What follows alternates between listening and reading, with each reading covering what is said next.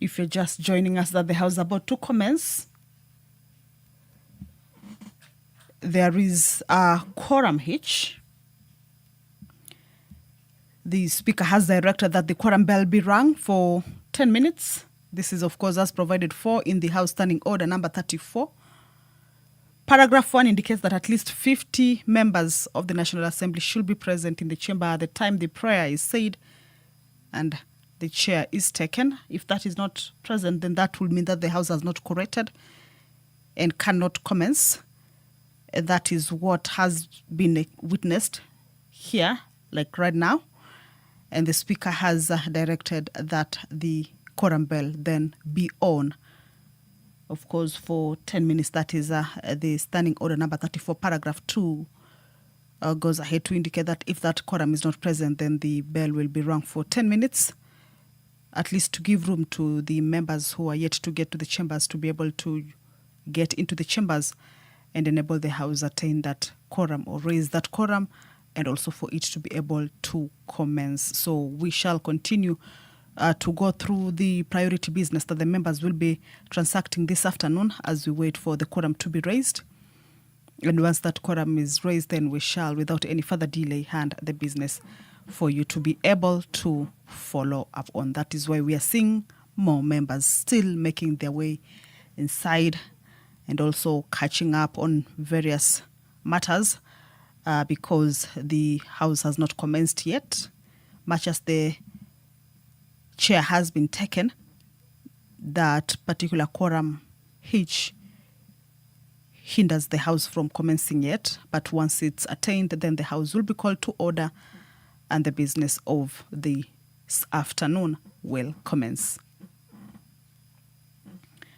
Regarding the sessional paper number 5 of 2024 that this afternoon the members are set to adopt it as recommended by the Departmental Committee on Environment, Forestry and Mining. The other observation that the committee made that informed their recommendation for the House to adopt the paper as well as approve it is that the policy proposes a balanced mix of incentives to encourage investment in green, low carbon and climate resilient initiatives while introducing disincentives aimed at phasing out environmentally harmful and unsustainable practices. Also that the policy will encourage private sector participation in climate relevant financing mechanisms, including green bonds, payment for ecosystem services, and ecological fiscal transfers that will enhance resilience to climate change and other shocks. And also that the policy is essential for Kenya to manage transition risks where failure to align with global low emissions trends may lead to international marginalization impacting trade and capital flows. And also that the establishment of a Kenya Green Investment Bank will de-risk green investments, making them more attractive to the private sector through blended finance guarantees and concessional funding. That is one of the priority business that once the House commences, this is part of the business that the members will be considering approving and also adopting the sessional paper number 5 of 2024 on the National Green Fiscal Incentives Policy Framework, a paper that seeks to foster the country's economy onto a desired low-carbon, climate-resilient green development pathway through a variety of fiscal and economic mechanisms. The members of the National Assembly will this afternoon also consider the first report on the status of implementation of the Constitution by 6 commissions. This is a motion also, or rather the report was comprehensively and conclusively considered. The stage at which this particular motion is at is that a question be put. The committee recommended that the House adopt this particular first report of the Constitutional Implementation Oversight Committee on the status of implementation of the Constitution by these 3 independent commissions, including the Kenya National Commission on Human Rights, the National Land Commission, and the National Gender and Equality Commission. The report was laid on the table of the House on Tuesday, the 12th of November, the year 2024. If you are just joining us, that it's 13 minutes past, or rather 14 minutes past the time that has been allocated for this sitting this afternoon. The prayer has already been said and the chair taken, but the quorum has not been raised yet. Currently is a 10-minute quorum bell as directed. At the lapse of the 10-minute quorum bell, if the quorum will not have been raised yet, a further 5-minute quorum bell shall also be rung, just to give more time for any member who could be running late, at least to be able to get to the chamber, join their colleagues, and also, most importantly, enable the House raise the needed quorum for it to be able to commence. This is as provided for in the House Standing Order number 34, that at the commencement of the House, there shall be 50 members inside. Of course, we shall also be waiting for the Speaker to indicate whether the quorum has been raised. Let's listen in. Sergeant at Arms, ring the bell for 5 minutes.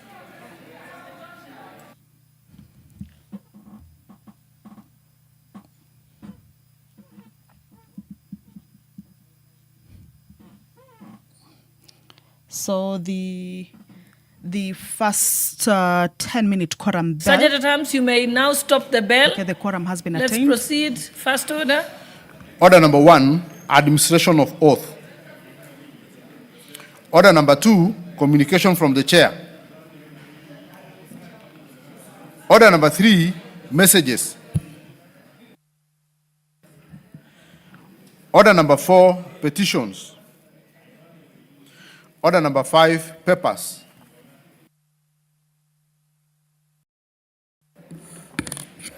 Honorable Speaker, I beg to lay the following papers on the table of the House today, Thursday, 27th November 2025. Number 1, Annual Statutory Report of the Council of Governors for the year 2024-2025. Number 2, Intergovernmental Partnership Agreement between National Government through the Ministry of Education and the County Government of Mombasa. Number 3, the Defense Cooperation Agreement between the Government of the Republic of Kenya and the Government of the French Republic from the Ministry of Defense. Number 4, reports of the Auditor General and the financial statement for the year ended 30th June 2025 and the certificates therein in respect of. Number 1, Chamasiri Technical and Vocational College. 2, Competition Tribunal. 3, Eldoret National Polytechnic. 4, HELB Staff Car Loan and Mortgage Scheme. 5, Higher Education Students Self-Protection Scheme, SLSPS. 6, Insurance Regulatory Authority. 7, Karumo Technical Training Institute. 8, Kenya National Shipping Line Limited. 9, Kenya School of TVET. 10, Kenya Space Agency. 11, Kenya Trade Network Agency. 12, Kenya Trade Remedies Agency. 13, Machakos Teachers College. 14, Manyata Technical and Vocational College. 14, Meru Technical Training College. And 15, Mount Elgon Lodge Limited. And 5, Field Development Plan and Production Sharing Contract between the Government of Kenya and Gulf Energy relating to blocks T6 and T7, South Lokichar Basin within Turkana. Thank you, Honorable Speaker, and I lay.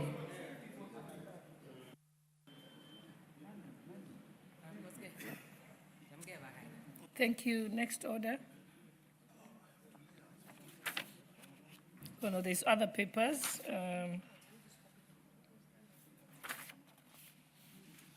Yes, there's a papers by the Chairperson, Departmental Committee on Administration and Internal Security. Yeah, we'll do.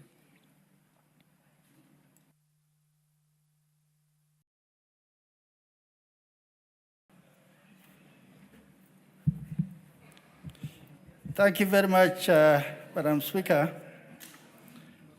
Madam Speaker, I beg to lay the following papers on the table of the House today, Thursday, 27th November 2025.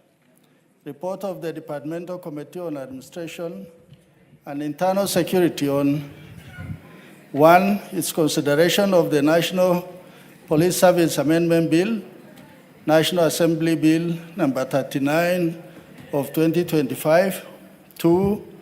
The budget implementation for the financial year 2024-25 with respect to Executive Office of the President, Office of the Deputy President, Office of the Prime Cabinet Secretary, State Department for Parliamentary Affairs, State House, State Department for Immigration and Citizen Service, National Police Service, State Department for Internal Security and National Administration, National Police Service Commission, and Independent Policing Oversight Authority. Madam Speaker, I beg to lay. Thank you. Next, we also have papers from the Chairperson, Departmental Committee on Health. Thank you, Madam Speaker. I beg to lay the following papers on the table of the House today, Thursday, 27th November 2025. 1. It is reports of the Departmental Committee on Health on its consideration on the Health Amendment Bill number 2, National Assembly Bill number 56 of 2024, and 2, the assessment of utilization of funds disbursed by the Social Health Authority (SHA) since its inception and the challenges faced by the health facilities. Thank you.